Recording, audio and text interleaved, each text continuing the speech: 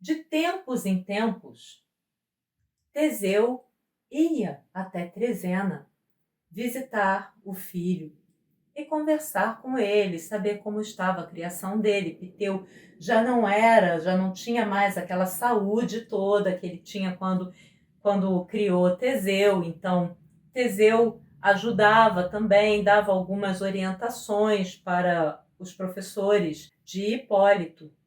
Numa dessas visitas, o tempo tinha passado, Hipólito já era um rapaz, e quando Teseu chegou, estava vendo a consagração de Hipólito a Ártemis. Estava vendo uma festa muito bonita.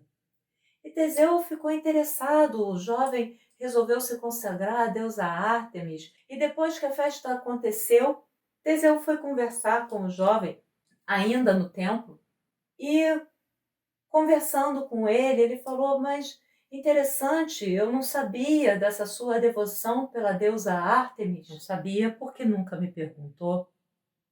Eu sempre fui devotado àquela a quem minha mãe também se devotou. Sim, é verdade, meu filho. Sua mãe era grande devota de Ártemis. Aliás, Ártemis é a grande protetora das Amazonas. Por isso mesmo, eu serei devotado a Ártemis por toda a minha vida. Hipólito, precisamos conversar. Você já é um rapaz. Daqui a pouco se aproxima o momento em que você deve se casar. Eu não vou me casar. Hipólito, você não deve falar assim. Você é meu filho, meu príncipe herdeiro. Você governará Atenas, e se você não tiver filhos, Atenas não terá a continuidade da nossa linhagem. Eu não quero ser rei. Se para ser rei eu devo me casar, então eu não quero ser rei. Eu sairei desta terra da mesma forma que eu entrei nela. Eu não quero nenhuma mulher ao meu lado. Eu não quero conhecer o amor para depois ter que perdê-lo. Eu não vou nunca mais sentir essa dor. Teseu estava chocado que mesmo depois de tanto tempo, a morte da mãe havia traumatizado de tal maneira Hipólito que ele não podia conceber o amor por outra mulher. Ele ficou se sentindo culpado. Talvez aquela grande cumplicidade que Hipólito viu entre ele e Antíope tenha assustado o filho. Mas como pode ser isso? O amor do pai e da mãe só devia fazer bem à criança. Mas Hipólito estava completamente traumatizado e não queria aquilo para a vida dele de jeito nenhum. Alguns estudiosos levantaram a possibilidade de que Hipólito fosse homossexual, o que era naturalíssimo na Grécia. Mas, depois de vários estudos sobre os mitos, chegou-se à conclusão de que Hipólito era assexuado, de fato. Ele nunca se interessou por ninguém, nem mulher, nem homem, ninguém. Ele era realmente assexuado e ele queria se permitir ser assexuado, ter a liberdade de viver a vida do jeito que ele queria. E se para herdar o trono ele precisava se obrigar a uma coisa que ele não queria, então ele preferia abrir mão do trono. Mas Teseu não podia conceber aquela situação. E Teseu tentou convencer Hipólito de todas as formas naquela conversa, não houve jeito. E quando eles estavam voltando para casa, na entrada do palácio de Piteu havia duas estátuas, uma de cada lado. Uma da deusa Ártemis, a outra da deusa Afrodite. Hipólito colheu uma rosa e colocou aos pés da estátua de Ártemis. Fez uma reverência. Olhou para a estátua da deusa e disse: obrigada por tudo. Obrigada por toda a proteção. maior de todas as divindades. E ele já estava passando direto quando Teseu chamou: meu filho. Sim, pai. O que foi? Filho, você não acha que a gentileza é uma das maiores virtudes do ser humano? Claro, claro que acho, devemos ser gentis com todos. E essa gentileza não deve se estender aos deuses?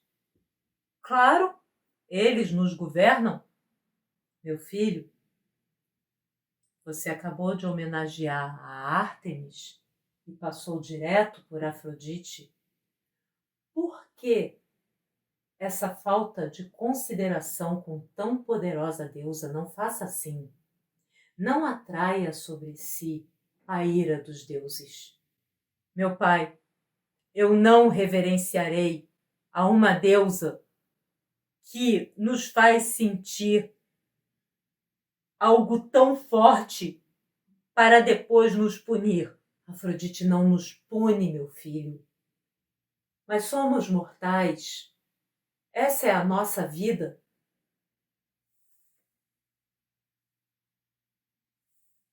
A Cipres, eu desejo boa noite. E passou direto. Ciprianos eram os nascidos em Chipre. Então, a Cipres era a nascida em Chipre. Chipre foi o lugar, segundo o mito, de onde Afrodite surgiu das águas. Afrodite para os gregos, Vênus para os romanos. Então, teria sido na ilha de Chipre que ela surgiu das águas. E, por isso, ele se referiu a Afrodite como Cipres. Teseu ficou completamente chocado com a atitude do filho. Imediatamente ajoelhou-se aos pés da deusa. Ó poderosa Afrodite, por quem és? Não leve em consideração as palavras de um jovem. Ele não sabe o que ele está falando. Vós que tendes muito mais sabedoria de qualquer de nós mortais, por favor, não leve em consideração. Perdão, Afrodite, perdão. Afrodite estava respirando fundo e dessa vez ela disse: não, Teseu. Ele não escutou. Ele terminou de rezar e entrou. E Afrodite estava ali, dizendo: não, Teseu. Pelas ofensas, Hipólito pagará. Não por considerar Ártemis a maior de todas as divindades, que ele se devote à filha de Júpiter. A mim não importa. Que me importa a quem um mortal se devota? Há tantos sobre a terra. Cada deus tem os mortais que têm suas preferências. Não é por isso. Nada me importa isso. Mas pelas ofensas, Hipólito pagará. Hipólito conhecerá o amor. E o amor que ele mais teme, o amor impossível, e sofrerá por não me reconhecer e desejar a mim apenas boa noite, cheio de desdém. Teseu volta para Atena e lá ele recebe uma mensagem de Creta. Ele recebe um mensageiro de Creta. E esse mensageiro traz uma mensagem muito curiosa para Teseu que ele não esperava de maneira nenhuma.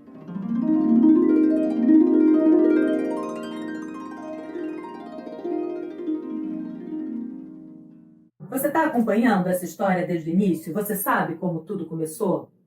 Não? Clica aqui, ó. Deixa seu like pra gente se você gostou da história. Se inscreve, isso dá uma força enorme pro canal. E não esquece de ativar o sininho, que é para receber as novidades. Beijos astrais.